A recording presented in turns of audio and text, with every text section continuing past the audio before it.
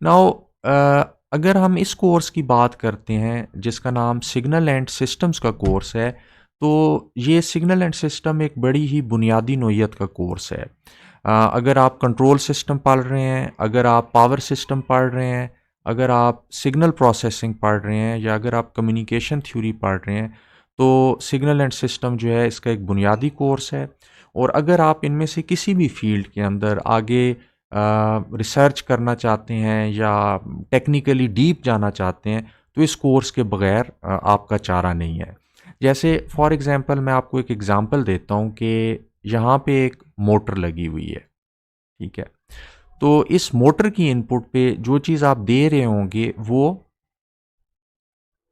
एक voltage signal दे रहे होंगे, और इसकी आउटपुट पे मोटर की शाफ्ट होगी, और ये जो शाफ्ट है ये बेसिकली आपको टॉर्क प्रोवाइड कर रही होगी।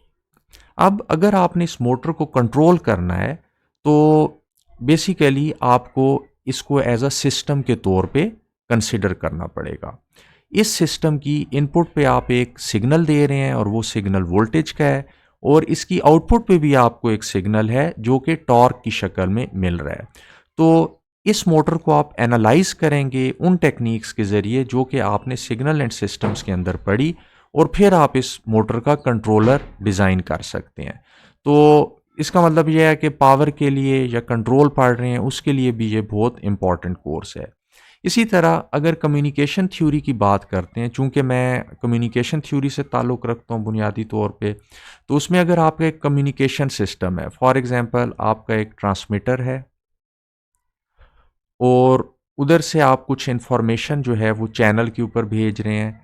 चैनल जो है आपका वायरलेस चैनल भी हो सकता है और वो आपकी वायर भी हो सकती है।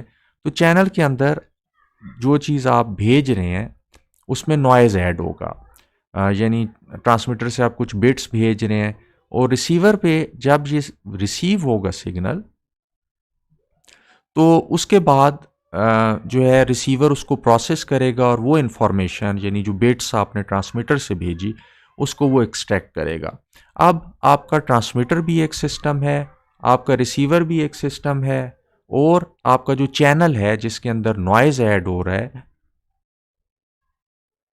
ये भी एक सिस्टम है, और इन तीनों को मिला के भी आप एक सिस्टम के तौर पे कंसीडर कर सकते हैं।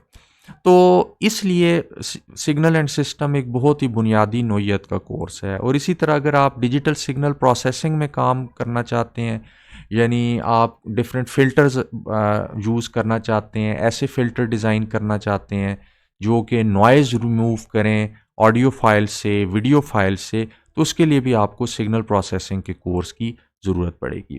तो इस कोर्स के अंदर वो मैथमेटिकल टूल्स डेवलप किए जाते हैं जिसके ज़रिए आप सिग्नल को एनालाइज कर सकें। और जो सिग्नल का एनालिसिस है वो दो डोमेन्स में हो सकता है। सिग्नल को टाइम के अंदर भी एनालाइज किया जा सकता है, और सिग्नल को फ्रीक्वेंसी डोमेन में भी एनालाइज किया जा सकता है। जैसे इसकी मैं एक एग्जांपल देता हूँ आपको।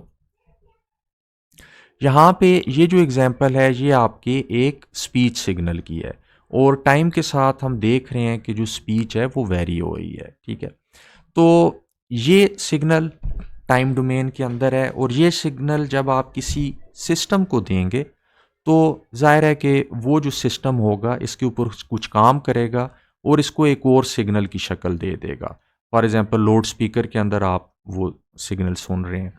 तो इस सिग्नल को और उस सिस्टम को अगर आपने फॉर एग्जांपल अगर आप इस सिग्नल को एनालाइज कर रहे हैं तो इसको टाइम डोमेन में भी एनालाइज कर सकते हैं, और इसको फ्रीक्वेंसी डोमेन में भी आप एनालाइज कर सकते हैं। और फ्रीक्वेंसी डोमेन की एनालिसिस की टेक्निक ये होती है कि आप जो है वो उसके लिए फोरियर ट्रांसफॉर्म लेते हैं, तो उससे आपको पता चल जाता है कि सिग्नल के अंदर कौन कौन सी फ्रीक्वेंसीज हैं।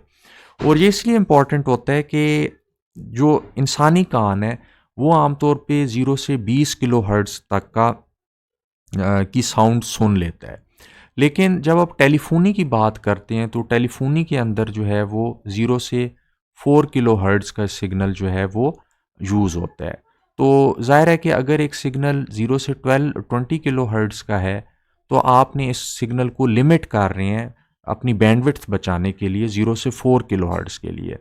तो ज़ाहिर है कि ये देखने के लिए कि ऑलरेडी इस सिग्नल के अंदर कितनी फ्रीक्वेंसीज़ हैं और कितनी फ्रीक्वेंसीज़ आपको निकालनी है, तो इसको फ्रीक्वेंसी डोमेन में आपको एनालाइज करना पड़ेगा।